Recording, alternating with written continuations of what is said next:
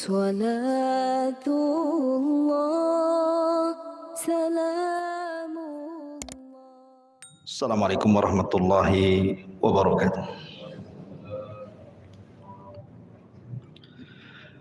Alhamdulillah wassalatu wassalamu ala Rasulillah wa ala alihi wa sahbihi wa mawalah wa la haula wa la quwata illa billahi wa ba'd.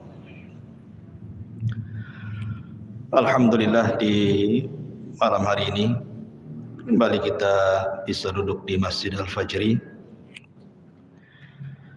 dan kita bisa lanjutkan kajian kita masih membahas Qasasul Anbiya fil Qur'anil Karim, kisah-kisah para nabi di dalam Al-Qur'anul Karim. Dan malam ini kita akan membahas Nabi Allah Sulaiman alaihi salatu wassalam. Sekali lagi sering saya ingatkan bahwa kisah-kisah dalam Al-Quran itu sesuatu yang nyata terjadi. Tidak ada dongeng dalam Quran itu. Semua peristiwa yang dicantumkan dalam Al-Quran itu pasti dan sudah berlaku. Dan kita tidak boleh ragu-ragu tentang kisah-kisah dalam Al-Quran. Kemudian yang kedua, kisah-kisah dalam Al-Quran itu untuk diambil ibrahnya, bukan untuk didengar ceritanya. Bahwa ceritanya sangat enak, menarik, bukan itu tujuannya. Karena Al-Quran itu diturunkan bukan hanya sekedar diibadahi bacaannya, tetapi juga ditadaburi. Bahwa kalimat per kalimat dalam Al-Quran itu banyak pelajaran. Termasuk juga kalau kita mengkisahkan tentang kisah para nabi, itu syarat dengan pelajaran yang berkaitan dengan hidup dan kehidupan kita sehari-hari. Maka dalam kisah Nabi Allah Sulaiman alaihi salatu wassalam ini juga banyak kisah nanti yang syarat dengan pelajaran untuk kita ambil ibrah dalam kehidupan kita. Dan kisah Nabi Allah Sulaiman banyak kisahnya dalam Al-Quranul Karim, dan Allah subhanahu wa ta'ala sebutkan sampai 17 kali di beberapa surat di dalam Al-Quranul Karim. Dan begitu pentingnya sehingga Allah subhanahu wa ta'ala sampai menyebar di beberapa surat dalam Al-Quran kisah Sulaiman ini. Dan setiap ayat dalam setiap surat yang menceritakan Sulaiman itu banyak pelajaran dalamnya. Nanti kita akan melewati apa saja pelajaran yang kita bisa petik dari kisah Nabi Allah Sulaiman alaihi salatu wassalam. Ma'asyiral muslimin yang dimuliakan Allah subhanahu wa ta'ala, Nabi Allah Sulaiman alaihi salatu wassalam adalah satu di antara nabi-nabi Bani Israel. Bahkan di antara nabi-nabi yang sangat terkenal setelah Nabi Musa alaihi salatu wassalam.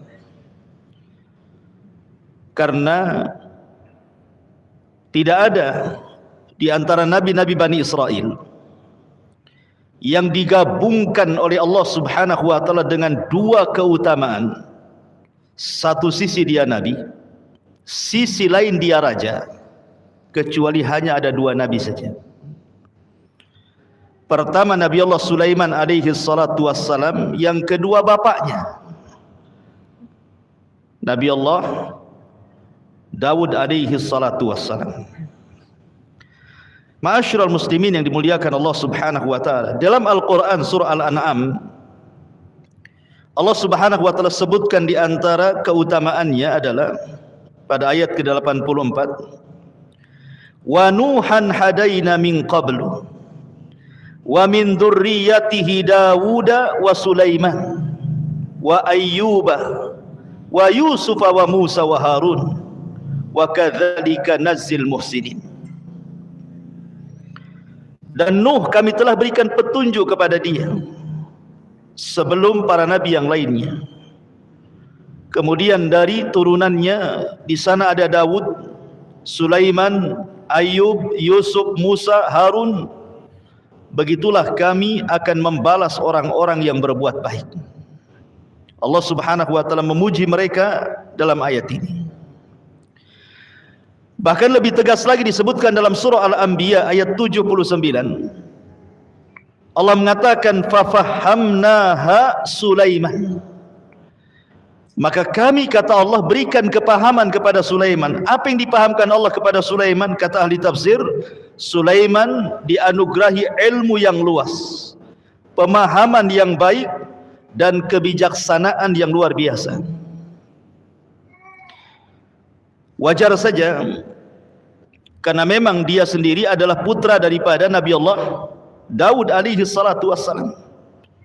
Dan ketika Allah Subhanahu wa taala memberikan sifat kepada ayahandanya Sulaiman, Nabi Allah Daud dalam Al-Baqarah 251, wa qatala Daud Jalut wa atahu Allahul mulka wal hikmata wa 'allamahu mimma yasha. Ketika Daud membunuh Jalut, kemudian Daud jadi raja, mewarisi tahta Talut, maka Allah Subhanahu wa taala berikan kepada Nabi Allah Daud itu kerajaan, kemudian hikmah kebijaksanaan, dan Allah ajarkan kepada dia sesuai dengan kehendak Allah Subhanahu wa taala. Jadi bapaknya cerdas, ya wajar anaknya juga cerdas gitu ya. Artinya anak itu kan tidak jauh-jauh dari bapaknya. Buah mangga itu nggak mungkin jatuh di bawah pohon durian kan itu. Ya pasti dekat-dekat dengan pohonnya. Artinya bahwa orang tua juga menentukan baik dan tidaknya keturunan. Makanya kenapa Nabi SAW ketika kita disuruh untuk memilih pasangan, kata Nabi SAW, fadfar bidzatid din taribat yadak. Ambil yang baik agamanya, beruntung kamu. Ma'asyiral muslimin yang dimuliakan Allah Subhanahu wa taala. Kemudian juga Allah sebutkan dalam surah An-Naml ayat 16. Wa waritha Sulaiman Dawud wa qala ya ayyuhan nas ullimna mantiqat tayr wa utina min kulli syai'in in hadza lahuwal fadlul mubin. Dan Sulaiman pun mendapatkan warisan dari ayahandanya Daud. Kemudian Sulaiman mengatakan, wahai manusia, telah diajarkan kepada kami bahasa burung, dan telah diberikan kepada kami segala sesuatunya dari Allah yang tidak diberikan kepada yang lainnya, dan ini semua adalah karunia yang nyata yang Allah anugerahkan kepadaku. Apa yang diwarisi Daud kepada Sulaiman? Sebagian ahli tafsir mengatakan bahwa yang diwarisi Nabi Daud kepada Sulaiman itu bukan dunia, karena tidak ada nabi yang mewarisi dunia. Makanya Nabi SAW bersabda, innal ulama warathatul anbiya wa innal anbiya lam yuwarrithu dinaran wala dirhaman walakin warrathul ilma faman akhadahu akhadha bihaddin wafir. Ulama itu pewaris para nabi, dan para nabi tidak pernah mewariskan dinar dan dirham. Artinya tidak pernah mewariskan dunia. Semua harta para nabi apabila meninggal disedekahkan semuanya. Tetapi yang diwariskan mereka adalah ilmu. Maka barang siapa yang mengambilnya, maka dia telah mengambil yang baik untuk kehidupannya. Jadi Nabiullah Sulaiman alaihi salatu wassalam diberikan dua warisan. Pertama, warisan kerajaan dari Allah Subhanahu wa taala. Kemudian yang kedua, ini yang paling penting adalah warisan yang disebutkan oleh Imam At-Tabari rahimahullahu taala. Maksudnya adalah warisan al-ilmu alladzi kana ataahu Allahu fi hayati. Jadi Sulaiman diberikan pengetahuan yang luas, ilmu yang cemerlang dalam kehidupannya, dan juga dia diwarisi kerajaan yang tidak diberikan oleh Daud kepada anak-anaknya. Anaknya Daud kan banyak. Nabi Daud itu punya anak 19. Tapi kenapa Sulaiman yang dipilih? Kalau bukan karena Allah Subhanahu wa taala telah memilih sehingga Nabi Daud mempercayakan kekuasaannya kepada Sulaiman dari 9 putera Daud. Ya. Menunjukkan bahwa Sulaiman ini memiliki kedudukan di mata ayahandanya Daud dan juga diangkat derajatnya di sisi Allah Subhanahu wa taala. Ma'asyiral muslimin yang dimuliakan Allah Subhanahu wa taala. Di antara kisah Sulaiman yang sering diceritakan banyak manusia, mungkin antum kecil-kecil juga sudah mendengar bagaimana kisah Nabi Allah Sulaiman. Yang paling masyhur adalah Nabi Allah Sulaiman alaihi salatu wassalam diberikan oleh Allah Subhanahu wa taala kerajaan yang tidak diberikan kepada para nabi setelah bahkan sesudahnya. Kekuasaan yang luas sekali. Dan itu adalah doa Sulaiman itu sendiri. Ketika Sulaiman alaihi salatu wassalam sebagaimana dalam sebuah hadis dari Abdullah ibn Amr ibn As radhiyallahu an, selesai membangun Masjidil Aqsa. Tentu bukan dari dasarnya sudah ada. Dialah orang yang pertama kali membuat haikal. Yang haikal ini kemudian menjadi sebuah cerita bagi orang-orang Yahudi bahwa apabila mereka menemukan haikal Sulaiman di bawah Masjidil Aqsa, maka Masjidil Aqsa itu akan ditumbangkan. Kemudian mereka akan membangun haikal itu, kemudian mereka meyakini bahwa penolong mereka itu akan muncul dan akan menguasai dunia. Maksud mereka adalah Dajjal. Ya, tapi mereka mengatakan itu penolong mereka. Jadi haikal ini menjadi cerita dongeng bagi orang-orang Yahudi. Mereka meyakini bahwa di bawah Masjidil Aqsa itu ada haikal Sulaiman. Makanya lihat Masjidil Aqsa itu sudah lubang bawahnya kan. Makanya tidak boleh menampung banyak-banyak. Kalau banyak-banyak bisa roboh. Dibatasi orang sholat di Masjidil Aqsa itu. Karena sudah dilobangi. Orang-orang Yahudi itu berusaha mencari haikal Sulaiman, dan kalau sudah ketemu masjid itu dirobohkan, haikal itu yang dibangun. Padahal ini dongeng belaka.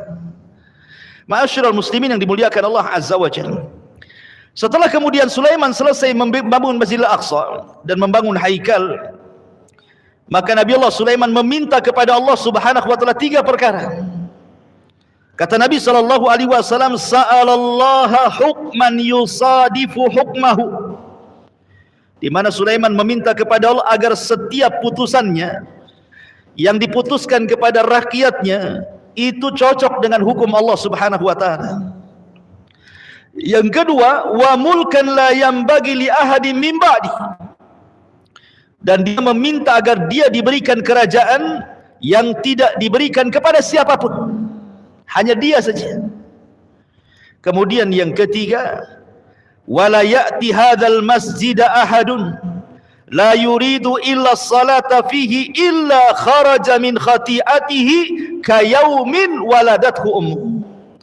Dan siapapun yang datang ke Masjidil Aqsa tidak ada niat kecuali salat, maka keluar seluruh dosanya akan diampuni seperti bayi yang baru dilahirkan dari ibunya. Kata Nabi sallallahu alaihi wasallam, amma thintani faqad utiyahuma. Adapun yang 2 sudah Allah kabulkan. Adapun yang ketiga, wa ana arju an yakuna qad utiya thalitha. Aku hanya berharap mudah-mudahan yang ketiga juga dikabulkan. Artinya setiap yang sholat di Masjidil Aqsa keluar sudah diampuni dosanya seperti bayi yang baru dilahirkan. Kenapa? Karena Rasul pernah sholat di situ. Kapan? Ketika peristiwa Isra dan Mi'raj, dia jadi imam di situ. Ya.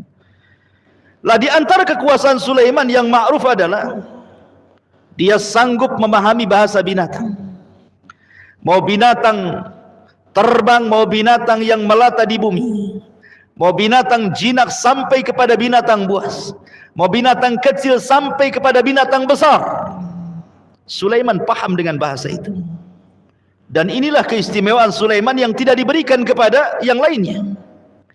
Bukan hanya mampu menundukkan binatang, dari yang jinak sampai yang buas, dari yang terbang sampai yang melata di bumi, sampai kepada makhluk yang tidak bisa dilihat, jin. Sulaiman bisa menundukkannya. Padahal jin kan tidak bisa dilihat. Jin itu gaib bagi kita. Karena Allah Subhanahu wa taala yang mengatakan innahum yarakum min haitsu la tarawnahum. Mereka melihat kalian, kalian tidak melihat mereka. Makhluk yang tidak bisa dilihat bisa tunduk kepada Sulaiman. Ini kan luar biasa. Bahkan awan dan angin semua tunduk kepada Sulaiman. Nanti ada kisahnya. Tapi dari sini menunjukkan bahwa lihat Allah Subhanahu wa taala melimpahkan karunia-Nya kepada siapa yang dikehendakinya. Dan Allah berikan kepada Sulaiman kelebihan yang tidak ada para nabi yang lainnya. Bahkan Nabi SAW suatu ketika beliau sempat sholat. Kemudian dalam sholatnya diganggu oleh jin, oleh syaitan. Maka ditangkaplah oleh Rasul, kemudian terkena lehernya, tercekiklah leher jin itu, jin jahat yang menggoda Nabi itu. Kemudian keluar liurnya. Dan Rasul mengatakan, aku merasakan liurnya syaitan itu dingin di tanganku. Kemudian Rasul mengatakan, kalau aku tidak ingat laula du'a'u akhihi Sulaiman, kalau bukan karena doa saudaraku Sulaiman, di mana Sulaiman berdoa kepada Allah Subhanahu wa taala, wa mulkan la yambagi li ahadin min ba'di, bahwa tidak boleh ada yang memiliki kekuasaan setelah dia, siapapun di alam semesta setelahku. Makanya Rasul melepaskan setan itu. Kata Rasul, kalau aku tidak ingat doa ini, sudah aku gantung tuh si jin yang menggangguku di tiang masjid supaya manusia besok melihatnya, katanya. Menunjukkan Nabi SAW mengakui kekuasaan Sulaiman kan. Dilepasnya oleh Rasulullah SAW jin itu. Ya. Dari sini menunjukkan bahwa kisah Sulaiman ini kisah seorang Nabi yang besar. Makanya Imam Mujahid mengatakan bahwa raja di bumi ini yang paling luas kekuasaannya itu cuma 4. Raja yang pernah menguasai di bumi dari mulai Adam sampai akhir kiamat nanti itu cuma ada 4 saja. Yang paling besar kekuasaannya, hampir separuh bumi dia kuasai. 2 mukmin, 2 kafir. Yang mukmin Nabi Allah Sulaiman alaihi salatu wassalam, kemudian yang kedua Dzulqarnain. Dan yang kafir Namrud dan Bukhtun Nasr yang menghancurkan Palestina sehancur-hancurnya dan membantai orang-orang Yahudi kali itu. Tetapi dari 4 raja yang besar yang pernah menguasai dunia, baik yang mukmin atau yang kafir, yang paling mutlak kekuasaannya adalah Nabi Allah Sulaiman alaihi salatu wassalam. Yang paling luas kekuasaannya, yang paling berkuasa atas izin Allah Subhanahu wa taala dari 4 raja penguasa dunia ini adalah Nabi Allah Sulaiman alaihi salatu wassalam. Ma'asyiral muslimin yang dimuliakan Allah Subhanahu wa taala. Tadi saya sudah katakan bahwa kisah Sulaiman ini di Quran disebutkan sampai 17 kali. Di antaranya disebutkan dalam surah Al-Baqarah, Al-An'am, Al-Anbiya, An-Naml, As-Saba, kemudian Sad, dan begitu seterusnya. Baik, kita mulai kisah Nabi Allah Sulaiman alaihi salatu wassalam. Siapa Nabi Allah Sulaiman ini? Nabi Allah Sulaiman alaihi salatu wassalam adalah putra daripada seorang nabi, Nabi Allah Daud alaihi salatu wassalam. Dan Nabi Allah Sulaiman alaihi salatu wassalam adalah ahadu muluk mamlakati Israel al-muwahhidah. Jadi ketika Daud dan Sulaiman berkuasa, Bani Israel tidak berpecah. Tidak berpecah, menjadi satu. Ya. Tetapi setelah Sulaiman meninggal dunia, Bani Israel terpecah jadi 2. Ada kerajaan sebelah timur, ada sebelah utara. Lah, kerajaan yang ada Yerusalemnya di situ dikuasai oleh anak cucu Yahuda, yang kemudian disebut bangsa Yahudi. Kemudian terjadi cekcok antara 2 kerajaan ini. Kemudian turunan Yahuda menyerbu Bani Israel yang sebelah timur. Akhirnya menyatu. Sejak itulah yang dikenal oleh kita bukan Bani Israel, tetapi Yahudi sampai hari ini. Kita kenal Yahudi saja. Ya. Karena sebagian penamaan Yahudi itu salah satunya adalah ada yang mengatakan karena dia adalah turunan putra Yakub namanya Yahuda ibn Yakub, maka turunan disebut Yahudi. Ada yang mengatakan Yahudi itu diambil dari kalimat hudna ilaika. Hudna ilaik itu artinya kami bertobat kepadamu ya Rabb. Ketika Musa kemudian menasihati Bani Israel karena penyembahan mereka terhadap sapi, anak sapi yang dibuat samiri itu, kemudian mereka mengatakan hudna ilaika, kami bertobat kepadamu ya Rabb. Hudna dari sila kemudian mereka disebut Yahudi. Ada juga yang mengatakan bahwa Yahudi itu disebut dari tahawudah. Mawaddah artinya kecintaan. Karena asas mereka itu di atas kecintaan, tetapi Yahudi zaman sekarang mana ada cinta? Mereka membantai kaum muslimin di mana-mana. Ya. Tetapi pendapat yang kuat wallahu alam bahwa penamaan Yahuda itu karena Yahudi itu diambil dari nama kakek buyut mereka Yahuda ibnu Yakub, makanya turunannya disebut Yahudi. Adapun kemudian kabilah-kabilah 12 yang lainnya dari kabilah-kabilah Bani Israel tidak dikenal lagi. Yang dikenal Yahudi sampai hari ini, sekali lagi saya katakan, karena setelah wafatnya Sulaiman, Bani Israel terpecah menjadi dua. Yang satu dikuasai turunan Yahuda, yang satu dikuasai turunan yang lainnya. Kemudian yang turunan Yahuda ini menjajah yang lainnya, maka jadi satulah di atas kekuasaan turunan Yahuda. Sejak itulah nempel kalimat Yahudi sampai hari ini. Maka kita katakan Yahudi. Padahal bisa saja bukan semua turunan Yahuda kan, bisa saja turunan Nabi Yusuf, turunan Binyamin, turunan Lawi, turunan yang lainnya kan itu. Tetapi kemudian terglobalkan dengan nama Yahudi sampai hari ini. Ma'asyiral muslimin yang dimuliakan Allah Subhanahu wa taala. Kembali ke kisah. Jadi Nabi Allah Sulaiman alaihi salatu wassalam, kalau menurut kisah daripada perjanjian lama, maksudnya Taurat, bahwa Nabi Sulaiman itu adalah nabi yang ke-48 menurut mereka dari nabi-nabi Bani Israel. Tetapi di dalam Islam kita kenal dengan 25 nabi dan rasul.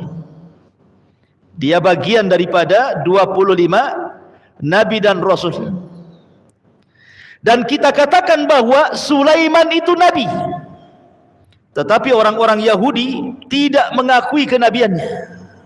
Orang-orang Yahudi itu sampai hari ini tidak mengakui kenabiannya. Sehingga Allah Subhanahu wa taala turunkan ayat kepada mereka. Ketika Nabi SAW bercerita tentang Nabi Allah Sulaiman, kemudian Rasul memuji Sulaiman dan mengatakan dia nabi, orang-orang Yahudi Madinah mengatakan bukan, dia bukan nabi, dia tukang sihir katanya. Kenapa? Dari mana bisa Sulaiman menundukkan jin, menundukkan binatang, menundukkan awan kalau bukan sihir apa namanya?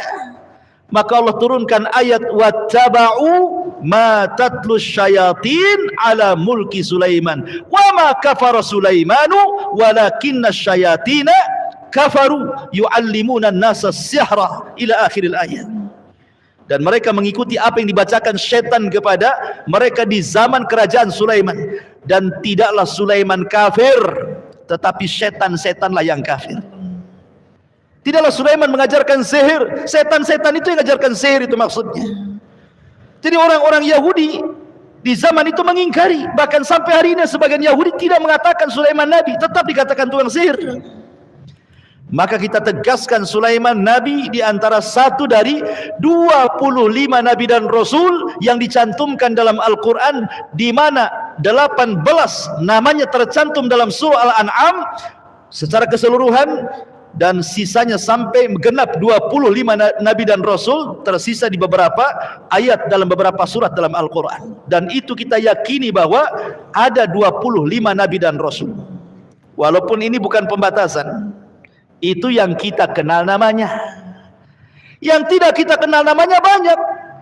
Karena Abu Dzar radhiyallahu an bertanya kepada Rasul tentang jumlah para nabi, kata Rasulullah SAW, jumlah nabi itu 120, dalam riwayat 124 ribu. Dan jumlah Rasul itu 315 Rasul. Makanya kalau akidah ahli sunnah wal jamaah, ketika kita beriman kepada para rasul, maka para ulama mengatakan kita beriman dengan para nabi dan rasul yang kita kenal namanya, ataupun yang tidak kita kenal namanya. Kita wajib beriman. Ya. Ma'asyiral muslimin yang dimuliakan Allah Subhanahu wa taala. Nabi Allah Sulaiman alaihi salatu wassalam, dia lahir di Palestina, tepatnya di kota Gaza. Kita sering mendengar ada jalur Gaza. Jalur Gaza itu adalah perbatasan antara Mesir dan Palestina. Itu disebut ada jalur Gaza di situ. Atau disebut dengan Gozah. Disitulah Nabi Allah Sulaiman lahir. Makanya ada sebagian para ulama mengatakan,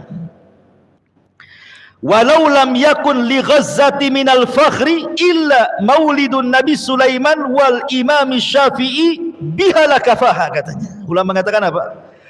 Kalau seandainya kota Gaza itu mereka harus menyombongkan, berbangga dengan cukup di situ lahirnya Sulaiman dan Imam Syafi'i, itu sudah cukup. Ya, kebanggaan penduduk Gaza itu, seandainya hanya dua ini saja, bahwa di kota itu lahir Nabi Allah Sulaiman, di kota itu lahir Imam Syafi'i rahimahullahu taala, karena Imam Syafi'i itu lahir di situ. Walaupun dia bukan orang Palestina, Imam Syafi'i itu orang Mekah, turunan Nabi, Habib, ya bahasa kitanya. Cuman bapaknya hijrah cari ekonomi dari Mekah ke Palestina. Kemudian lahirlah di Gaza itu Imam Syafi'i, Muhammad ibn Idris Asy-Syafi'i rahimahullahu taala. Baru kemudian setelah meninggal bapaknya dan dia menjadi yatim, ibunya pulang lagi ke Mekah. Itu cerita Imam Syafi'i itu. Jadi ulama mengatakan kalau mereka ingin berbangga penduduk Gaza itu, cukup dengan kelahiran Nabi Sulaiman di tempat mereka dan juga kelahiran Muhammad ibn Idris Asy-Syafi'i, itu sudah cukup jadi kebanggaan mereka. Jadi Nabi Allah Sulaiman lahir di Palestina, tepatnya di kota Gaza. Ma'asyiral muslimin yang dimuliakan Allah Subhanahu wa taala, yang mengatakan Nabi Sulaiman itu usianya hanya 52 tahun kemudian meninggal, wallahu alam, ya. Tapi dalam kisah Israiliyat ada yang mengatakan seperti itu. Adapun ayahnya ma'ruf, Nabi Allah Daud, insyaallah kita akan ceritakan minggu depan kalau memang kisah Sulaiman selesai malam ini. Kalau tidak ya mungkin dibagi dua karena kisahnya banyak, ya. Dan Nabi Allah Daud alaihi salatu wassalam adalah raja pertama. Raja pertama yang merangkap jadi nabi. Adapun raja pertama yang tidak merangkap jadi nabi adalah Talut. Dia raja pertama tuh. Daud itu raja kedua. Tetapi kalau ditinjau dari dia raja dan dia nabi, maka Daud yang pertama. Karena Talut bukan nabi. Talut raja saja. Ya. Baru kemudian setelahnya Sulaiman mengikuti jejak ayahnya Daud. Dia nabi, dia juga raja. Padahal dalam tatanan silsilah nasab Bani Israel itu, Nabi Yakub itu punya putra 12. Di antara 12 putra itu ada namanya Nabi Yusuf dan juga Binyamin, itu satu saudara kandung, yang lain tidak. Ini putra daripada Rahil. Kemudian di sana ada namanya putra Lia, itu namanya Lawi dan juga Yahuda, yang turun disebut Yahudi itu. Tradisi Bani Israel, turunan Lawa itu adalah turunan mulia, karena rata-rata yang jadi nabi dari Bani Israel itu turunan Lawi. Adapun turunan yang mereka jadi raja itu mesti turunan Yahuda. Jadi kalau jadi raja turunan Yahuda, kalau jadi nabi turunan Lawi. Tetapi Nabi Daud alaihi salatu wasallam menggabungkan dua keistimewaan Bani Israel ini, menggabungkan kenabian dan menggabungkan kerajaan. Begitu juga Sulaiman menggabungkan kenabian dan menggabungkan kerajaan, dan ini tidak ada pada nabi-nabi Bani Israel. Makanya kenapa dua nabi ini sangat menarik untuk diceritakan, karena menggabungkan dua perkara yang tidak ada di zaman Bani Israel yang Allah anugerahkan kepada para nabi. Ayahanda Nabi Allah Sulaiman adalah Nabi Allah Daud, berarti dia nabi, putra dari seorang nabi. Adapun jumlah istrinya, dengarkan sebuah hadis yang dikeluarkan atau hadis yang sahih yang diriwayatkan oleh Abi Hurairah radhiyallahu anhu dari Nabi sallallahu alaihi wasallam. Qala Sulaiman alaihi salam, berkata Nabi Allah Sulaiman alaihi salatu wassalam, la atufanna al-lailata ala tis'ina imra'atan kulluhunna ta'ti bi farisin yujahidu fi sabilillah. Jadi suatu ketika Nabi Sulaiman itu bernazar, satu malam ingin menggauli semua istrinya. Kata Sulaiman, demi Allah, malam ini aku akan gauli seluruh istriku dalam satu malam. Berapa jumlahnya? Tis'ina imra'atan, 90 wanita. Dalam riwayat sebagaimana yang dijelaskan oleh Al-Hafidz Ibnu Hajar rahimahullahu taala, ada yang mengatakan 60, dalam riwayat ada yang mengatakan 70, dalam riwayat ada yang mengatakan 90, dalam riwayat ada yang mengatakan 99, dalam riwayat ada yang mengatakan 100. Kemudian kata Al-Hafidz Ibnu Hajar rahimahullahu taala, boleh jadi dengan banyaknya riwayat dan semuanya sahih. Yang mengatakan 60 ya sahih, yang mengatakan 90 ya sahih, 99 juga sahih, yang 100 juga sahih. Jadi beliau ingin menggabung dari semua riwayat itu. Dan inilah kaidah hadis ya, kalau antum belajar hadis, kalau ada hadis yang zahirnya kontradiktif, bertentangan, apa kaidahnya? Jam'u baina adillataini aula min tarki ahadihima. Menggabungkan dua riwayat yang seolah-olah bertentangan itu lebih utama dibandingkan membuang salah satunya, karena dua-duanya sahih ya. Lalu bagaimana cara menjamaknya, menggabungkannya? Maka kata Al-Hafidz Ibnu Hajar rahimahullahu taala, boleh jadi yang sah itu ada 60, itu yang sah istrinya, kemudian sisanya adalah selir-selirnya atau budak-budaknya, sehingga genap menjadi 100 wanita. Dalam satu malam menggauli 100 wanita, menunjukkan para nabi diberikan kekuatan. Antum saja kalau punya istri 4, satu malam antum gauli, besoknya jamu apa yang antum makan tuh ya. Karena kita tidak diberikan kekuatan seperti para nabi kan. Makanya ada hadis yang mengatakan, dari hadis Anas bin Malik radhiyallahu an, bahwa seorang nabi itu diberikan kekuatan salasuna wa fi riwayatin arba'una rajulan, diberikan kekuatan sama dengan 30 laki-laki, dalam riwayat sama dengan 40 laki-laki. Itu kekuatan satu nabi itu. Makanya seorang nabi itu punya kekuatan fisik, dan itu mukjizat mereka kan itu. Termasuk Nabi kita Muhammad SAW punya kekuatan fisik kan. Bayangkan, tidak pernah ada satu riwayat yang menceritakan Rasul sakit parah, kecuali menjelang kematiannya saja kan. Padahal Nabi SAW itu berdakwah siang malam. Dia kepala rumah tangga, dia jenderal perang, dia presiden, dia harus melayani qadha, keputusan-keputusan ketika ada konflik di tengah-tengah rakyatnya. Dia harus menerima utusan dari negara-negara lain, dan begitu seterusnya. Kesibukan yang luar biasa, tapi Rasul itu sehatnya luar biasa. Sampai-sampai para ulama ada yang menulis tentang Tibun Nabawi, bagaimana Nabi itu sehat. Kemudian diteliti dari mulai tidurnya sampai bangunnya, mulai jalannya sampai larinya, dan begitu seterusnya. Kalau kita mengikuti cara-cara Nabi SAW, pasti kita sehat. Kalau menyelisih cara-cara Nabi, ya banyak penyakit itu. Bahkan tidurnya Nabi saja mukjizat. Tidurnya Nabi lah mukjizat. Kalau kita ikut tidurnya Nabi itu sehat tuh. Tapi kebanyakan kita kan menyelisih tidurnya Nabi. Ya wajar macam-macam penyakit masuk dalam badan kita ini. Ya. Ma'asyiral muslimin yang dimuliakan Allah Azza wa Jalla. Lah kemudian Nabi Sulaiman mengatakan, saya dalam satu malam ini akan menggauli semua istriku, dan aku berkeinginan nanti kalau seandainya setiap wanita yang kugauli itu memiliki anak, dan setiap satu wanita satu anak laki-laki, aku akan jadikan setiap anakku menjadi pejuang di jalan Allah Subhanahu wa taala. Menjadi pejuang di jalan Allah, menjadi mujahid fi sabilillah. Tetapi Nabi Allah Sulaiman dilupakan tidak mengucap insya Allah. Harusnya dia mengatakan insya Allah. Sebab kalimat insya Allah ini penting. Sesuatu yang kita kehendaki, kalau Allah tidak berkehendak, tidak akan terjadi. Sesuatu yang Allah kehendaki, kalau kita yang tidak berkehendak, tetap terjadi. Ya. Jadi apapun yang Allah kehendaki pasti terjadi, apa yang Allah tidak kehendaki tidak akan terjadi. Nabi Allah Sulaiman lupa mengucapkan kalimat insya Allah. Rupanya semua istri-istrinya tidak ada yang mengandung, tidak ada yang melahirkan kecuali satu orang. Itu pun cacat setengah manusia, tidak punya kaki. Ya, ya. Gara-gara tidak mengucapkan insya Allah, punya anak cacat, tidak punya kaki, separuh manusia. Dari sini kata para ulama, hendaklah seseorang itu jangan pernah meninggalkan kalimat insya Allah. Karena Nabi pun pernah diuji gara-gara tidak mengucap insya Allah ini.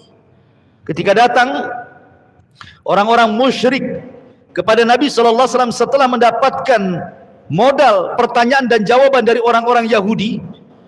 Ketika itu orang-orang Yahudi mengatakan kepada pembesar musyrik, tanyakan kepada yang ngaku Nabi di Mekah itu, katanya. Kalau dia sanggup menjawab dengan 3 soalan berarti dia Nabi. Kalau tidak berarti dia bukan Nabi. Itu Nabi kaleng-kaleng tuh.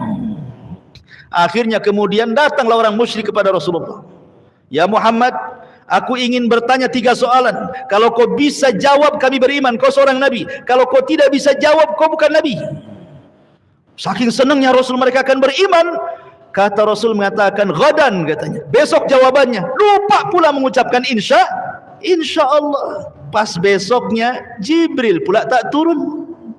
2 hari Jibril tak turun, seminggu Jibril tak turun, 2 minggu Jibril tak turun, 3 minggu Jibril, sudah 1 bulan Jibril tak turun, sesak dada Nabi. Orang-orang sudah mengatakan, aduh tuh Nabi kaleng-kaleng, mana katanya besok, sampai kapan besoknya katanya. Ini sudah 1 bulan, sesaklah dada Nabi. Baru turunlah Jibril memberitahu jawabannya. Itu akibat tidak mengucapkan insya Allah.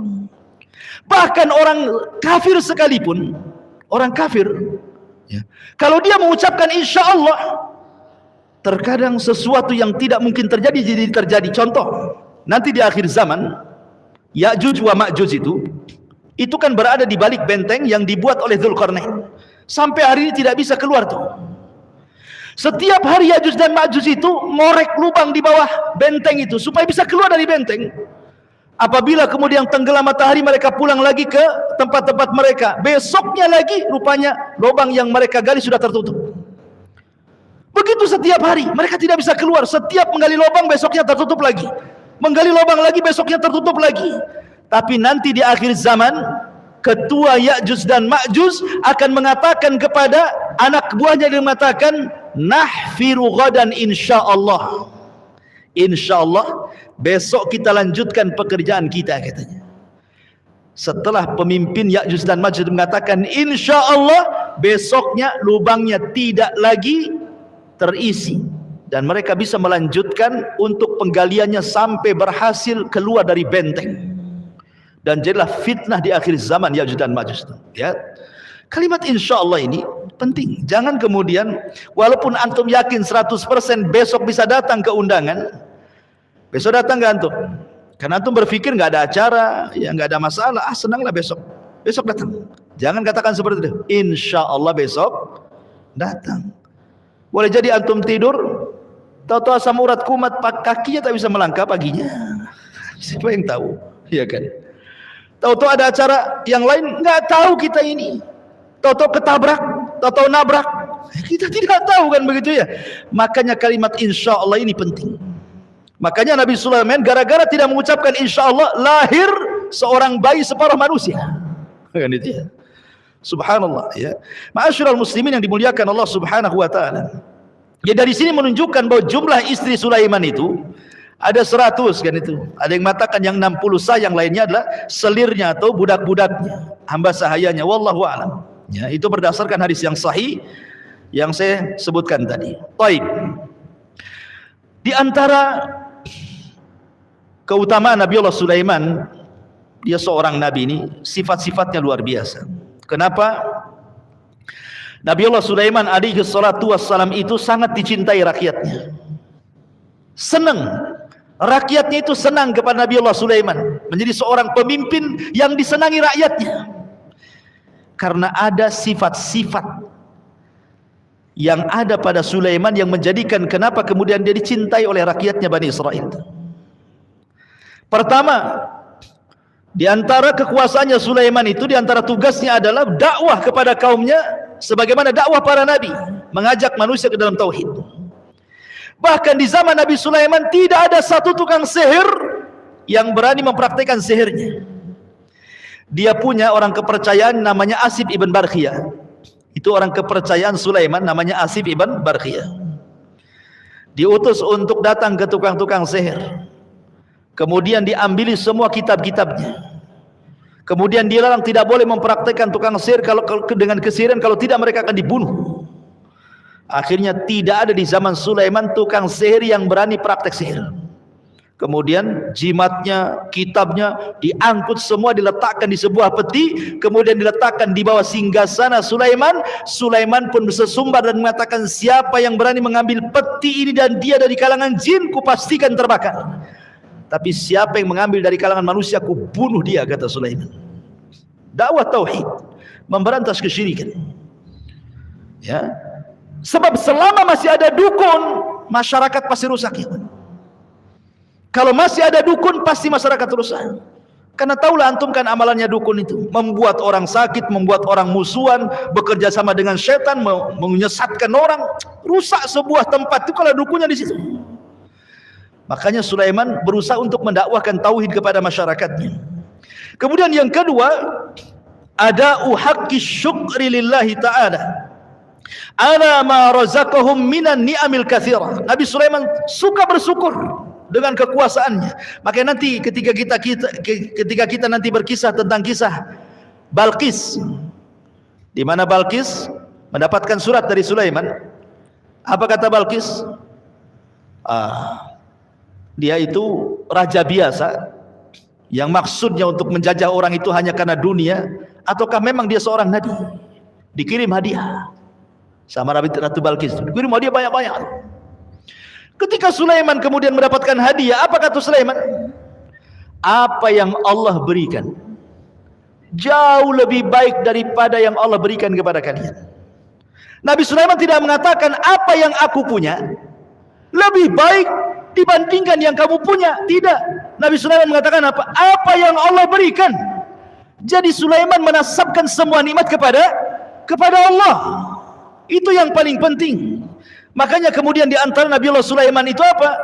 Auzina an ashkura ni'mataka allati an'amta alayya. Ya Allah, anugerahkan kepadaku agar aku senantiasa bersyukur akan nikmat-Mu. Dan ketika syukur itu terus dilanggengkan, maka nikmat Allah pasti ditambahnya. La in syakartum la azidannakum. Kalau kalian bersyukur, ku tambah lagi nikmatnya. Itu yang menyebabkan langgengnya kekuasaan Sulaiman, karena Sulaiman senantiasa menjadi hamba yang bersyukur walaupun dengan segala kekuatan, kekuasaan, kekayaan yang tidak ada yang memiliki kecuali dia saja. Karena rata-rata ikhwan, sedikit orang yang kaya itu bersyukur.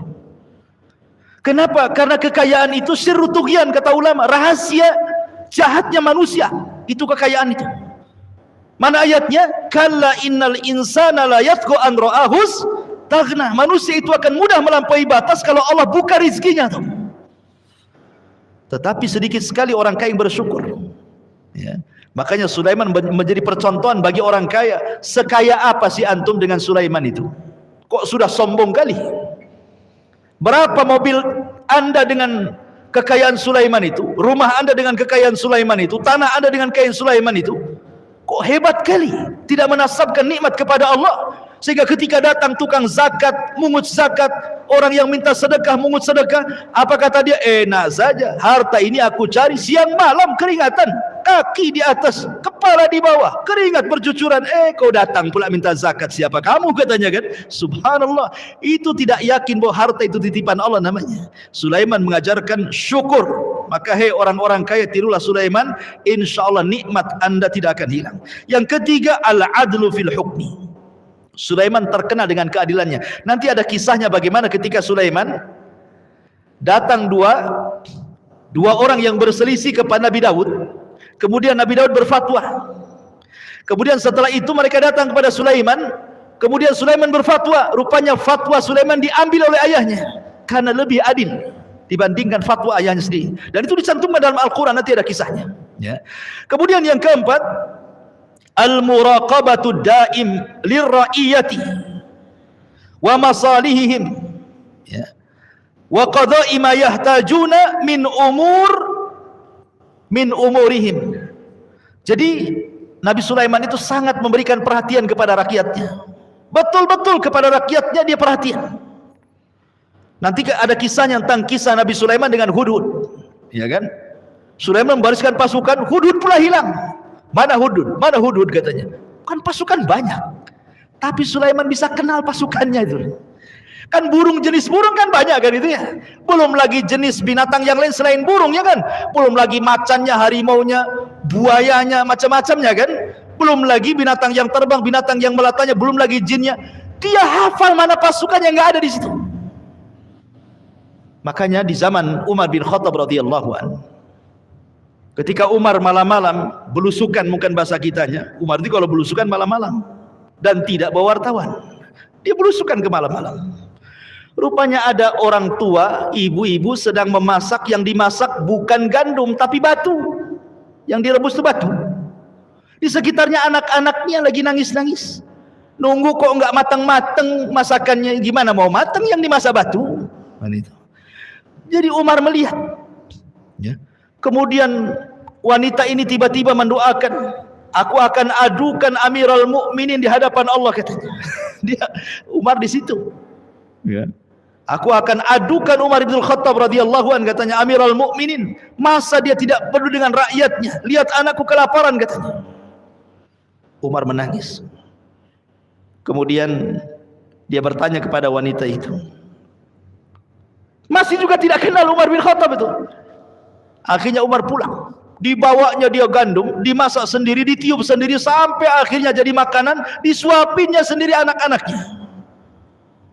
Sampai kemudian Umar mengatakan, besok akan kutambah lagi bekalmu, tapi kau datang ke Baitul Mal, katanya.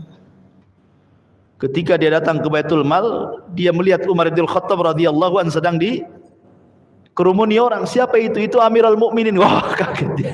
Gitu. Ya. Sampai seperti itu, ikhwatul fiddin. Umar sampai menangis, kok ada di antara rakyatnya seperti itu, maksudnya. Menyesal dia. Sampai dia minta keridhaan kepada wanita itu, jangan diadukan perkara dia dengan Allah Azza wa Jalla. Karena kullukum ra'in wa kullukum mas'ul. Setiap pemimpin itu ada tanggung jawabnya dan akan ditanya di hadapan Allah Azza wa Jalla. Lah Nabi Sulaiman mengajarkan bagaimana menjadi seorang pemimpin. Dia tahu rakyatnya itu, sampai kepada Hudhud dia tahu. Ya.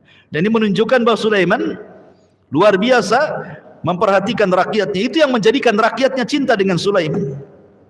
Kemudian juga al-ibtiad anil zulmi. Dia berusaha untuk tidak menzalimi orang.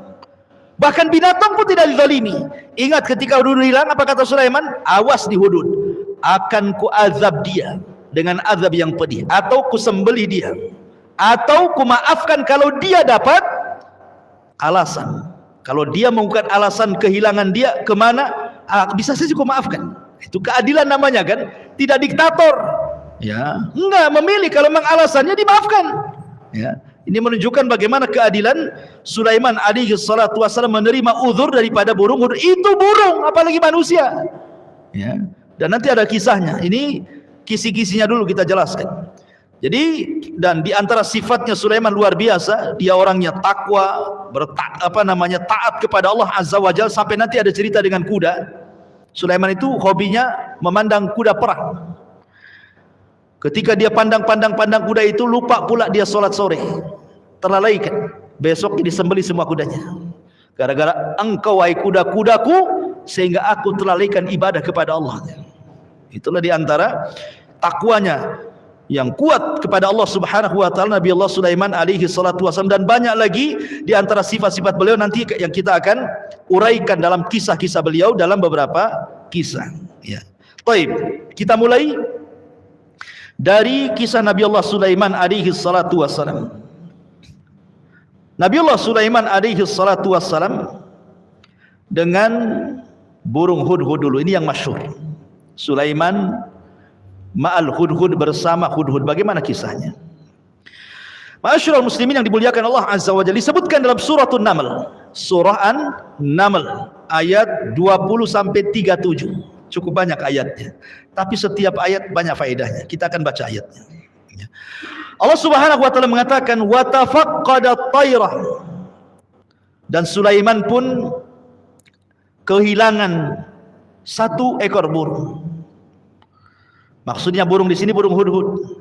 Dan ingat, burung hudhud yang hilang ini bukan sembarang burung, tetapi dia burung pilihan Sulaiman. Dia seorang muhandis, seorang insinyur. Jadi burung itu juga jadi insinyur di zaman itu. Insinyur hudhud namanya. Jadi hudhud itu insinyur. Kenapa? Karena dia terbang. Kalau pasukan Sulaiman ini sedang hendak berjalan ke sebuah tempat, maka nanti yang melihat jalan di depan itu hudhud. Jadi hudhud akan terbang, melihat padang pasir ada air atau tidak, jalannya berjurang atau tidak, lurus atau terjal. Jadi hudhud itu yang menentukan jalan itu, karena dia kan bisa nyorot dari atas ya. Kalau sekarang ini drone lah ya. Sekarang kan sudah ada drone tuh. Mana yang mau digempur, kasih drone. Kalau dulu kan hudhud dulu ya. Itu musuh di sana, wahai Nabiullah Sulaiman. Jangan jalan ke sana, nanti ada jurang, kan itu ya. Jadi hudhud seorang insinyur dia. Ya. Nanti kalau hudhud melihat ada air, nanti jin disuruh untuk masuk ke dalam tanah, kan itu ya, ngambil airnya. Jadi suatu ketika hudhud hilang. Faqala, Sulaiman marah. Mali la aral hudhuda am kana minal ghaibin. Mana si hudhud itu? Kok tidak ada dalam barisan? Mana hudhud? Menunjukkan Sulaiman ini orangnya apa? Orangnya disiplin. Ya. Jadi semua tentara dibariskan itu, sampai kepada tentara manusia, tentara jin, tentara binatang-binatang, sampai kepada tentara burung. Ketika tak nampak hudhud ini, mana si hudhud itu katanya? Pergi kemana dia? Kemudian Sulaiman alaihi salatu wasallam mengancam, "Lau adzibannahu adzaban syadida, aw la adzbahannahu, aw la ya'tiyanni bisultanin mubin," katanya. Dan ini ketegasan seorang pemimpin harus seperti itu. Dalam dunia ketentaraan kan harus seperti itu ya. Lambat sedikit, push up kan gitu ya. Berapa kali? 100 kali kau push up katanya. Habis itu sit up lagi sampai mencret tuh. Ya memang harus disiplin seperti itu. Ya, Sulaiman mengajarkan kedisiplinan dalam segala hal pun. Kalau disiplin ikhwan, akan tertib semua urusan itu. Anak sekolah kalau sering-sering lambat datang, nggak akan naik kelas lah kan itu. Ini anak siapa ini kan itu. Antum kerja saja, orang datang ke pasar jam 6, antum pula jam 11. Apa yang antum mau cari di situ? Ya, siapa yang mau beli? Jadi kedisiplinan itu bisa mentertibkan semua urusan. Makanya Sulaiman mengatakan, awas saja hudhud kalau tidak ada. Setelah waktu yang saya tentukan, pertama kata Sulaiman, aku akan siksa dia dengan sesiksa-siksanya. Yang kedua kata Sulaiman, atau lebih daripada itu, ku potong lehernya. Atau lebih rendah daripada itu, kecuali kalau dia mendatangkan alasan katanya. Boleh keluar dari dua perkara ini. Kemudian Allah mengatakan famakatha ghaira ba'id. Famakatha ghaira ba'id. Maka tidak lama kemudian datanglah hudhud dekat dengan Sulaiman. Ada yang mengatakan di sini Sulaiman yang kemudian mencari hudhud, kemudian dia nampak hudhud dari dekat. Ada juga yang mengatakan burung hudhud datang mendekati Sulaiman. Kemudian dia berbisik-bisik dengan sesama burung. Hudhud, kata kawan burungnya itu. Tadi raja kita Sulaiman marah kepadamu, bahwa engkau akan disiksa, bahwa engkau akan disembelih kecuali kau datangkan alasan. Kata hudhud, tenang, aku punya alasan. Akhirnya dia menghadap Nabiullah Sulaiman. Apa kata hudhud? Ketika ditanya dari mana engkau wahai hudhud, maka hudhud mengatakan faqala ahadtu bima lam tuhit bihi wa ji'tuka min saba'in binaba'in yakin, katanya. Apa kata hudhud? Hudhud mengatakan, ya Nabi Allah Sulaiman, alasanku kenapa aku enggak ada, aku gaib, aku tidak ada tadi di barisan. Sesungguhnya aku baru datang dari negeri Sabah. Mana Sabah? Yaman. Mana Sulaiman? Palestina. Bayangkan terbangnya sedahsyat apa itu? Dari Palestina ke Sabah, bayangkan belum ada pesawat, burung hudhud terbang. Ya. Sekilas saja dia sudah sampai di Sabah, balik lagi ke Palestina. Berbaris lagi. Kata hudhud kepada Sulaiman, Dia mengatakan, ya Nabi Allah Sulaiman, aku telah mengetahui sesuatu yang engkau tidak tahu. Menunjukkan apa? Hudhud yakin pengetahuan itu milik Allah. Tidak ada satupun Nabi yang tahu tentang gaib. Kalau seandainya Sulaiman tahu yang gaib, nggak mungkin dia bertanya, dari mana engkau, kan begitu ya? Sama dengan seorang dukun yang sok tahu yang gaib. Tiba-tiba kemudian bertengkar dengan istrinya. Istrinya kabur. Kemudian setelah 1 minggu ketemu, kata dukunnya, dari mana aja kau, katanya. Nah, berarti kan tidak tahu yang gaib tuh si dukun tuh. Kenapa tanya sama istrinya, dari mana kamu, kan gitu ya? Kalau dia tahu yang gaib, nggak perlu tanya dari mana kamu. Pasti jawabnya, ngapain kau di rumah si Anu seminggu, kan begitu ya jawabannya. Kok tanyanya dari mana kamu? Berarti dia nggak tahu yang gaib si dukun itu. Sok-sokan pula tahu yang gaib gitu ya. Jangankan dukun, Nabi saja tidak tahu yang gaib. Sulaiman tidak tahu kalau Hudhud dari negeri Sabah. Tidak tahu yang gaib dia. Makanya kemudian Hudhud dengan yakinnya Sulaiman tidak tahu pengetahuan tentang apa yang ia ketahui dari Allah Subhanahu wa taala. Bahwa dia sudah sampai kepada sebuah kerajaan, di situ ada umat yang dirajai oleh seorang perempuan, seorang ratu. Makanya Hudhud mengatakan kepada Sulaiman, dia mengatakan, aku mengetahui apa yang engkau tidak ketahui. Sungguh aku baru saja sampai di negeri Sabah membawa berita yang sangat meyakinkan untukmu. Ini berita yang bagus wahai Sulaiman. Maka Sulaiman alaihi salatu wassalam mengatakan, Hudhud mengatakan, apa yang kau lihat di negeri Sabah, kata Sulaiman. Maka Hudhud mengatakan, inni wajadtu imra'atan tamlikuhum wa utiyat min kulli syai'in wa laha arsyun azim wajadtuha wa qaumaha yasjuduna lisyamsi min dunillah wa zayyana lahumus syaitan a'malahum fasaddahum anis sabili fahum la yahtadun. Kata Hudhud, dia mengatakan, wahai Sulaiman, sungguh aku telah mengetahui sesuatu yang tidak pernah engkau ketahui. Aku datang kepadamu dari negeri Sabah membawa sebuah berita yang meyakinkan. Sungguh kudapati ada seorang wanita, perempuan yang memerintahkan mereka, dan dia dianugerahi segala sesuatu serta memiliki singgasana yang sangat besar. Tapi Hudhud mengatakan, tetapi kata Hudhud, aku dapati dia, wanita itu, dan kaumnya menyembah matahari, bukan kepada Allah, dan setan telah menjadikan terasa indah bagi mereka perbuatan-perbuatan buruk mereka sehingga menghalangi mereka dari jalan Allah, maka mereka pun tidak dapat petunjuk. Subhanallah. Di sini Hudhud memberikan pelajaran kepada kita, ikhwan, bahwa setiap binatang itu adalah muwahhid, ahli tauhid. Semua binatang itu ahli tauhid. Tidak ada binatang yang menyekutukan Allah. Hanya manusia saja yang menyekutukan Allah itu. Buktinya Hudhud tidak suka dengan orang-orang yang menyembah matahari. Dia ngomong sama Sulaiman, aku dapati wahai Sulaiman, itu sang ratu dan semua pengikutnya semua menyembah matahari. Padahal harusnya mereka menyembah Allah, kata Hudhud. Lihat, Hudhud saja tahu apa itu tauhid. Dari sini menunjukkan bahwa semua binatang itu muwahhid. Semua binatang itu mentauhidkan Allah Subhanahu wa taala.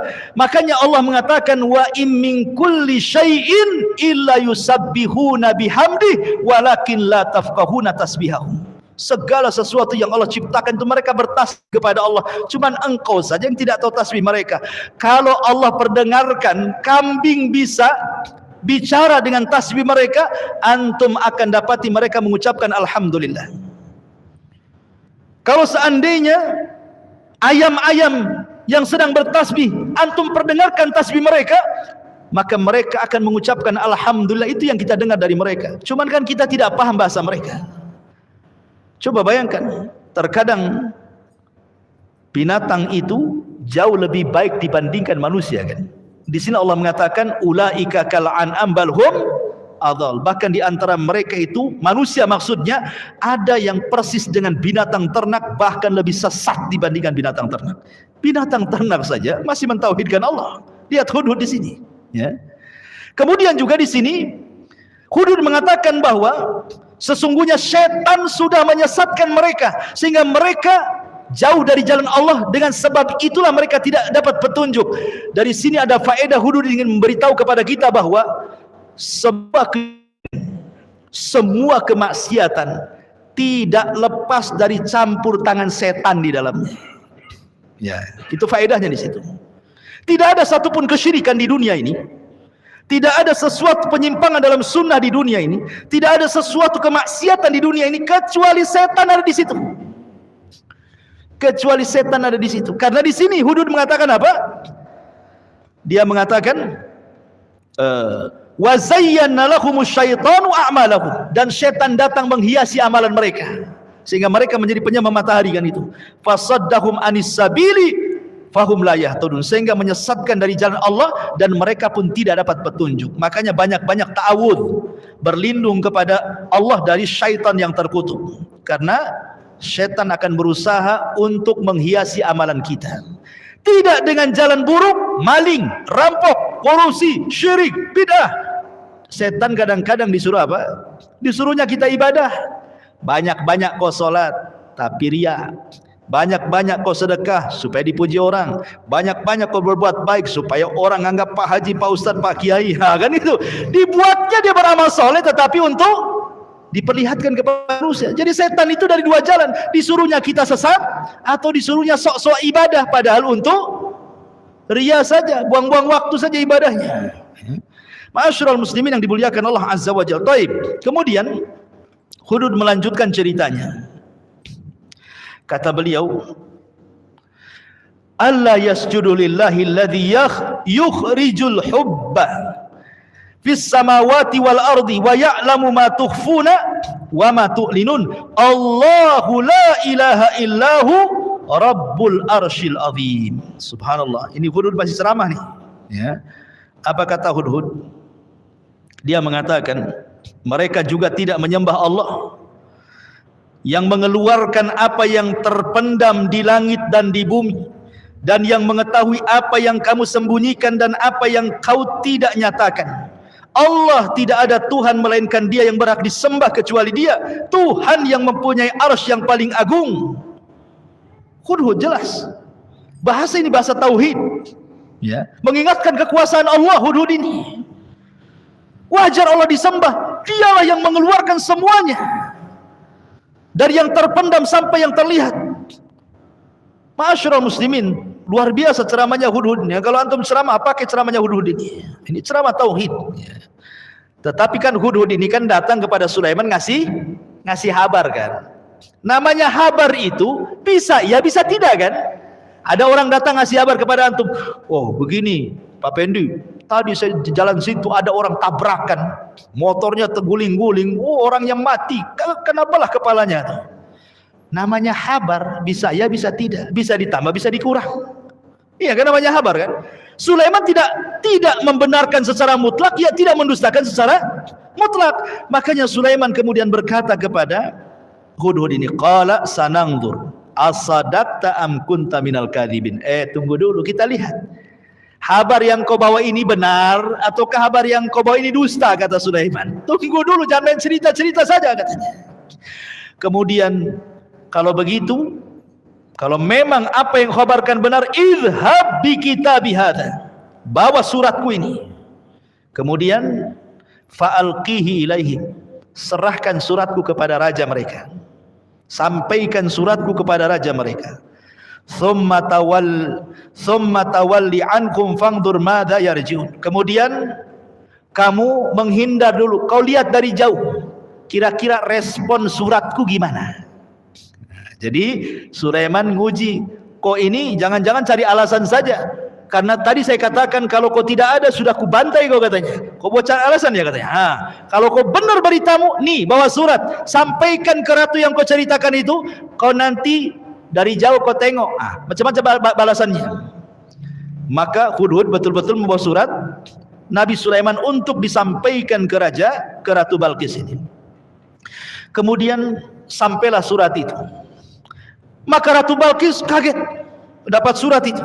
Dikumpulkanlah para pembesar-pembesarnya itu. Kemudian dibacakanlah surat itu di depan para pembesarnya itu. Ratu Balqis ini diberikan kecerdasan. Ya, dia ratu tapi cerdas. Kemudian juga diberikan akal lagi. Apa kata Ratu Balqis ini?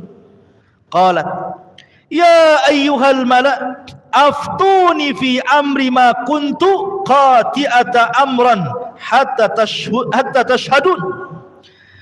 Kata Ratu Balqis, wahai para pembesar, wahai para penguasa, berilah aku pertimbangan dalam perkaraku ini. Aku tidak pernah memutuskan sebuah perkara sebelum kalian hadir dalam ruanganku. Ini ada surat dari Sulaiman ini. Macam mana pendapat kalian? Aku tidak bisa memutuskan diriku sendiri. Menunjukkan ini wanita berakal nih. Ya, tidak memutuskan sendirian, tetapi bersama-sama ada rapat. Makanya kalau antum punya lembaga gitu rapat sendirian, ya, di demo nanti. Tapi kalau antum rapat dengan pengurus yang lain, kan dapat ide-ide cemerlang. Oh jangan beginilah Pak Ketua, begini saja. Nanti kalau begini kan begitu ya. Yang oh jangan nanti begini. Jadi begono-begono jadinya kan gitu ya. Jadi akhirnya muncullah sebuah ide dengan yang jauh lebih baik, lebih bijak, ya, lebih rahim dan begitu seterusnya gitu ya. Jadi itulah kecerdasan dan akal Ratu Balqis. Dia ingin meminta pendapat para pembesarnya. Kemudian kata para pembesarnya, qalu, mereka mengatakan, kata para pembesarnya, mereka mengatakan, nahnu ulu quwwatin wa ulu ba'sin syadid wal amru ilaik fangduri madza ta'murin. Wahai ratu, kita ini orang kuat di sini, pasukan kita banyak, kita biasa perang, kita kuat, ya. Kalau kau perintahkan perang, kita perang, ya. Tapi tergantung keputusan. Kalau kita mau damai, terserah kamu. Di sini menunjukkan kedudukan siapa? Ratu Balqis. Tidak bisa diatur oleh para menterinya. Menunjukkan bahwa ini ratu cerdas. Tidak bisa diatur begitu saja. Tidak langsung, oh itu kurang aja ratu, perang aja kita. Kan enggak gitu. Ya. Mereka masih menghargai sang ratu kan. Gini aja ratu, terserah engkau lah. Kalau kau perintahkan kami perang bersama pasukan Sulaiman, kita perang, kita bertempur.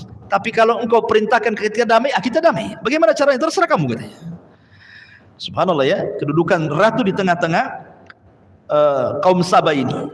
Kemudian setelah mengumpulkan apa nasihat daripada Ratu Balqis, nasihatnya bagus sekali. Dinasihatinya para pembesar itu. Ya.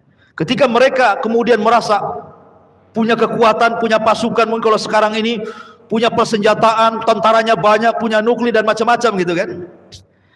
Maka Ratu Balqis mengatakan, innal muluk idza dakhalu qaryatan afsaduha wa ja'alu a'izzata ahliha adillah wa kadzalika yaf'alun. Begini kata Ratu Balqis, biasanya kalau para raja menjajah sebuah negeri, pasti akan merusaknya.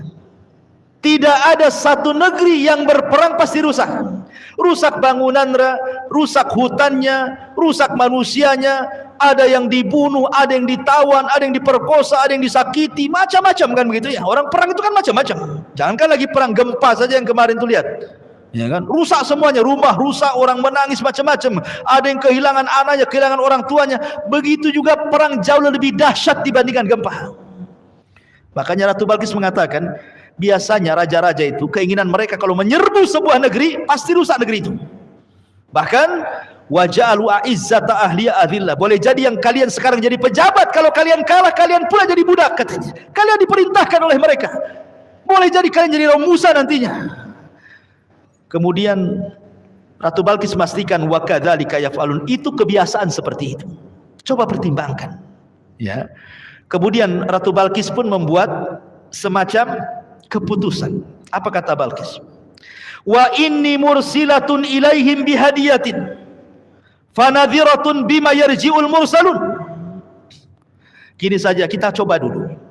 Kalau memang Sulaiman dengan surat itu dia ngaku-ngaku nabi dan rasul, kita coba kirimkan hadiah. Kalau dia menerima hadiah itu berarti pengakuan saja dia nabi dan rasul. Oh berarti sama dengan raja-raja yang lain, dia hanya ingin menguasai dunia saja. Kita coba kirim hadiah. Nah, cemana tuh?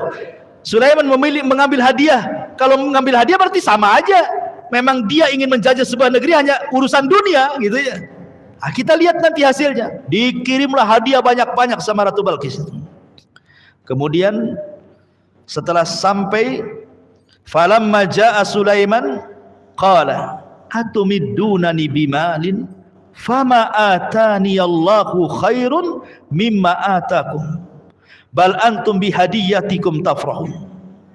Kemudian kata Sulaiman ketika sampai itu hadiah yang banyak di depannya, dia mengatakan, apakah kalian akan menyogokku dengan harta, katanya. Apakah kalian menyogokku dengan harta? Oh, tidak bisa. Apa yang Allah berikan kepadaku jauh lebih hebat dibandingkan Allah berikan kepada kalian. Tadi saya sudah singgung bagaimana Sulaiman menasabkan nikmat kepada Allah. Sulaiman tidak mengatakan apa yang kupunya jauh lebih hebat daripada apa yang kau punya, tapi Sulaiman mengatakan apa yang Allah berikan. Masih ingat Allah bahwa semua adalah pemberian Allah. Itu yang paling penting dalam hidup itu. Jangan diakui ini milik kita. Jangan lagi soal harta, soal rumah, soal kendaraan. Badan antum itu milik Allah. Makanya tidak boleh antum potong jari antum. Itu bukan hak antum potong jari, karena jari antum milik Allah. Makanya kenapa hukuman orang yang bunuh diri itu dilamahkan di neraka sampai bahasa hadis itu khalidan finnar, dikekalkan di dalamnya. Maksudnya bukan kekal seperti orang kafir, tidak, tapi saking lamanya gitu maksudnya. Ya, karena orang bunuh diri itu dia bukan sedang membunuh dirinya, dia sedang menyakiti hak Allah. Badan itu milik Allah, kenapa kau bunuh diri? Ya, ma'asyiral muslimin yang dimuliakan Allah Subhanahu wa taala. Jadi Sulaiman mengingatkan kepada Ratu Balqis, apa yang Allah kasih jauh lebih hebat dibandingkan yang Allah kasih kepada kalian. Bukan itu tujuanku. Ya. Kemudian ma'asyiral muslimin yang dimuliakan Allah Azza wa Jalla, Sulaiman mengatakan, irji ilaihim. Sini kamu yang bawa surat utusan Balqis, balik kau ke kerajaanmu, katanya. Ingat, falanatiyannahum bijunudin la qibala lahum biha wala nukhrijannahum minha azillatan wa hum saghirun. Subhanallah, ini diancam nih Sulaiman. Apa kata Sulaiman kepada utusan itu? Pergi kamu bawa surat ini. Ingat, kami pasti akan datang kepada mereka dengan bala tentara yang mereka tidak mampu melawannya, dan akan kami usir mereka di negara Sabah secara terhina, dan mereka akan menjadi tawanan yang hina di hadapanku, kata Sulaiman. Masuk Islam atau kami gempur kalian. Nah, gitu bahasanya. Jadi, oke, ini kisah Sulaiman dengan Ratu Sabah sampai di sini. Ya. Sekarang kita masuk kepada tanggapan Sulaiman setelah mendapatkan hadiah. Dia kumpulkan orang-orangnya. Sebagaimana tadi Ratu Sabah mengumpulkan orang-orangnya, ini Sulaiman mengumpulkan pasukannya juga tuh. Mau ngasih arahan. Ya. Apa kata Sulaiman? Qala ya ayyuhal malau ayyukum ya'tini bi arsyiha qabla an ya'tuni muslimin. Kata Sulaiman sambil dia duduk. Sulaiman itu kebiasaan dari mulai terbit matahari sampai zuhur, maka dia akan duduk di singgasananya, akan menerima keluhan-keluhan, aduan-aduan atau saran-saran.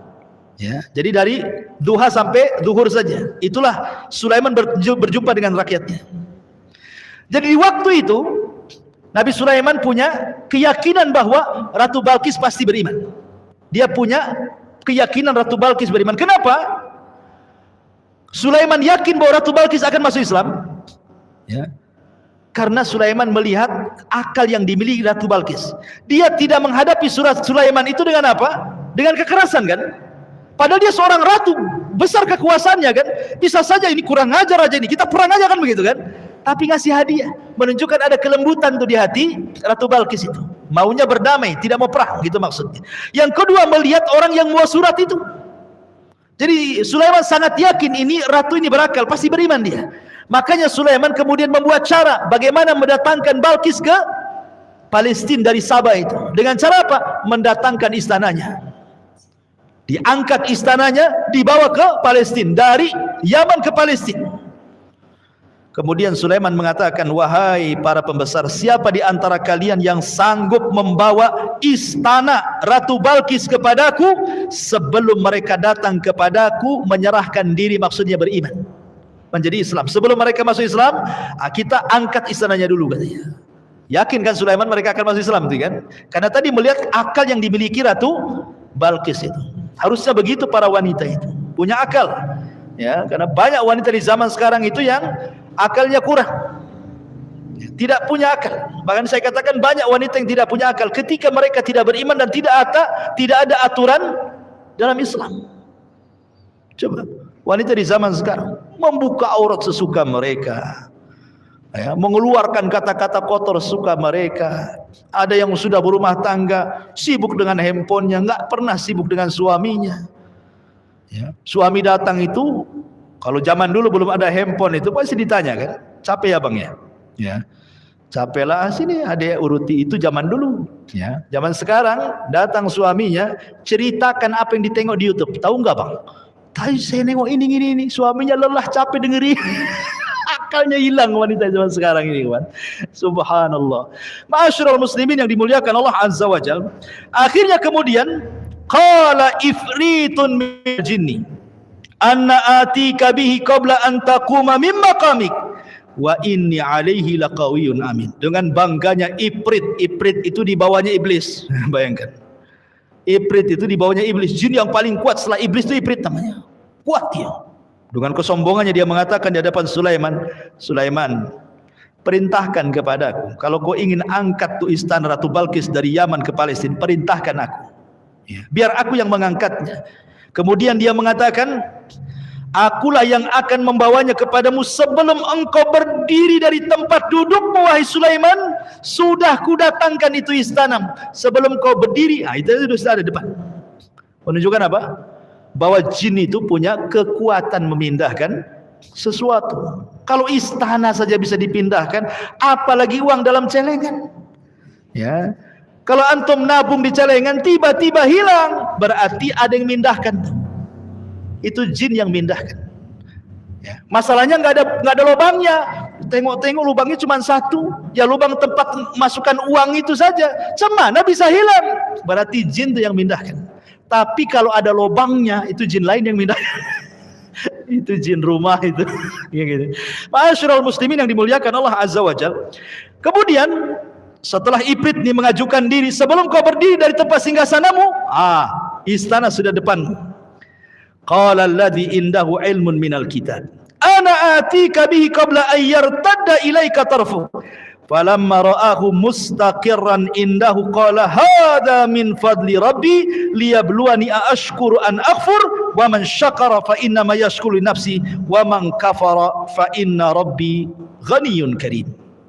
Ketika Ifrit sudah mengajukan diri, sebelum kau berdiri dari tempat dudukmu, istana sudah depanmu. Ada lagi yang mengatakan seorang yang mempunyai ilmu dari kitab, maksudnya yang menguasai kitab Taurat. Ya, Tauratnya kan di zaman itu kan acuan mereka kitab Tauratnya Nabi Musa. Ya. Jadi dia mengatakan seseorang yang mempunyai ilmu dari kita berkata, aku akan mampu membawakan singgasana Balqis ke hadapanmu dalam sekedip mata. Jadi kalau Ifrit ini sampai Sulaiman bangun, ini orang yang beriman, yang berilmu ini, jangan cerita bangun, kedipkan saja matamu wahai Sulaiman, istana sudah di sini katanya. Di sini menjadi khilaf para ahli tafsir, siapa orang ini? Kok hebat kali. Ifrit saja bawahan iblis, dia waktunya itu sampai Sulaiman bangun dari tempat duduknya, ini tidak sampai bangun, berkedip saja sudah ini. Kan hebat, sakti kali orang itu. Siapa orang ini? Ini jadi perselisihan para ulama. Ada 4 perselisihan para ulama, siapa orang yang sanggup memindahkan kerajaan Ratu Balqis Saba yang ada di Yaman ke Palestina ini.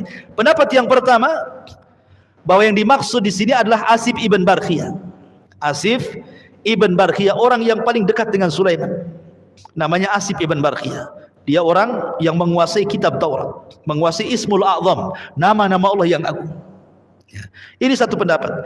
Pendapat yang kedua, maksudnya yang ngomong beginilah jin tetapi yang muslim. Kalau Ifrit kan yang kafir tadi. Jadi ini yang satu, jin kafir, si Ifrit ini, dia mengatakan, wahai Sulaiman, sebelum kau berdiri depan dudukmu, itu istana sudah depanmu. Jadi jin yang muslim. Gak enak nih, karena lihat sombong dia kan. Maka jin yang muslim mengatakan, ya Sulaiman, biar aku yang mindah. Sebelum kau berkedip, istana sudah depan. Ini pendapat yang kedua. Pendapat yang ketiga, maksudnya di sini Sulaiman sendiri. Ketika dia melihat kesombongan Ifrit mengatakan mampu memindahkan istana Ratu Balkis, sebelum saya berdiri, kata Sulaiman, aku bisa mendatangkan sebelum aku berkedip, katanya. Jadi yang ngomong ini Sulaiman sendiri. Tapi ada juga yang mengatakan bukan jin dari kalangan muslim, bukan Asif ibn Barkhiyah, bukan juga Sulaiman, tapi yang ngomong ini malaikat Jibril. Yang ngomong ini adalah malaikat Jibril. Karena ketika melihat si syaitan ini, ya, Ifrit yang sudah tunduk kepada Sulaiman, dia dengan sombong yang mengatakan seperti itu, maka malaikat datang, aku bisa sebelum kau berkedip, istana sudah depanmu, katanya. Jadi ada 4 penafsiran para ulama tentang siapa yang memindahkan istana Ratu Balkis itu. Akhirnya kemudian ketika betul-betul mereka mampu mendatangkan istana di depan Sulaiman itu, apa yang terjadi? Sulaiman bersyukur kepada Allah. Dia mengatakan, hadza min fadli rabbi liyabluwani aashkuru am akfur. Ini semua karunia Allah. Ya. Ini semua ujian bagiku, apakah aku bisa bersyukur dengan kekuasaan yang aku miliki, mampu memindahkan istana dengan pasukanku atau aku sendiri, gitu ya. Apakah aku menjadi orang kufur? Inilah kebalikan perkataan Sulaiman dengan perkataan Qarun. Ketika Sulaiman diberikan kekuasaan, kekayaan yang luas, dia mengatakan hadza min fadli rabbi, ini semua karunia Allah untuk menguji aku, apakah aku bisa syukur ataukah kufur. Tapi Qarun ketika sudah kaya, datang penarik zakat untuk minta zakatnya. Apa kata Qarun? Innama utitu min ilmin indi. Enak saja kau narik zakatku, katanya. Ini kekayaanku, kata Qarun, semua datang karena kemampuanku, bukan karena Allah. Ini saya kaya, wajar saya kaya karena saya S1, S2, S3, doktor, profesor. Masa saya miskin, sekolah saya tinggi? Itu kan. Dia tidak paham bahwa kekayaan itu datang dari Allah. Banyak orang nggak sekolah kaya juga kok. Karena harta itu tidak bisa membedakan mana mukmin, mana kafir. Dua-duanya dikasih sama Allah. Qarun kaya, Sulaiman juga kaya. Namrud kaya, ya kan? Dzulqarnain juga kaya. Abu Bakar kaya, Abu Jahal juga kaya. Artinya kekayaan itu diberikan oleh Allah kepada yang dicintai dan kepada yang tidak dicintai. Beda dengan iman, Allah hanya berikan kepada orang yang dicintainya saja. Makanya harta itu ditentukan siapa pemegangnya. Kata Rasul, malun saleh li rajulin saleh. Harta itu akan jadi baik kalau pemegangnya orang baik. Harta itu akan jadi jahat kalau pemegangnya orang jahat, kan begitu. Tergantung siapa yang megang. Ya. Kembali, akhirnya kemudian betul-betullah istana itu sudah jogrok di hadapan Nabi Allah Sulaiman. Kemudian Sulaiman mengatakan kepada para prajuritnya, nakirulah arsyah, nangzur atahdiya am takunu minal ladina la yahtadun. Coba ubah sedikit istana itu. Ubah sedikit saja. Kita lihat apakah Ratu Balkis bisa mengenali istananya lagi atau tidak. Robah sedikit. Bagaimana cara merubahnya? Nanti dikisahkan. Kemudian falamma ja'at qila ahada arsyu. Ketika Ratu Balkis datang, Sulaiman mengatakan, betul itu istanamu wahai sang ratu, katanya. Kata Ratu Balkis, qalat ka'annahu wa utinal ilma min qabliha wa kunna muslimin. Kata Ratu Balkis, seakan-akan iya, mirip tapi kok beda.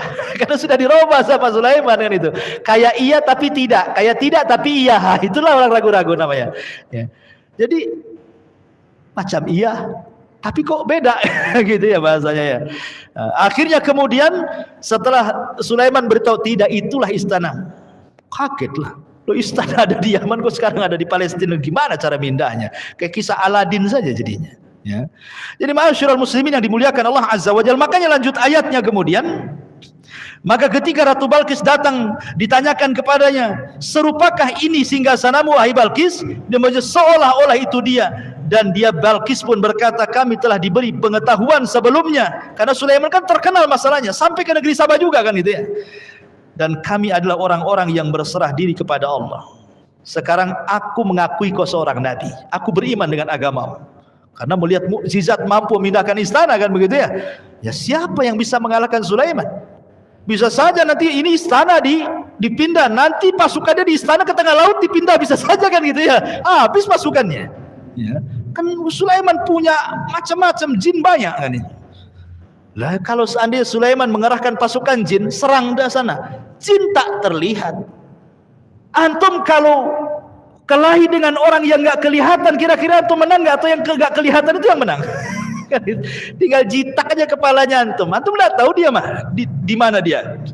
Jadi siapa yang bisa mengalahkan tentara Sulaiman gitu ya?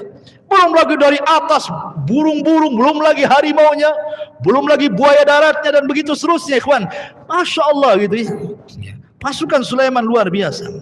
Ma'asyiral muslimin. Kemudian Allah mengatakan wasaddaha ma kanat ta'budu min dunillah innaha kanat min qaumin kafirin.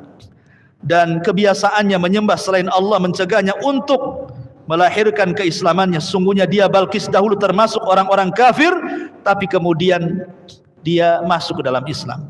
Bagaimana Sulaiman merubah istana Balqis? Di sini disebutkan. Qila laha udkhulis sarha.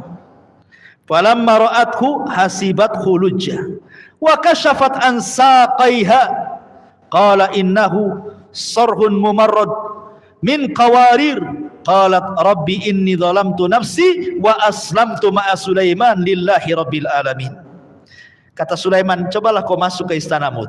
Masuk sana.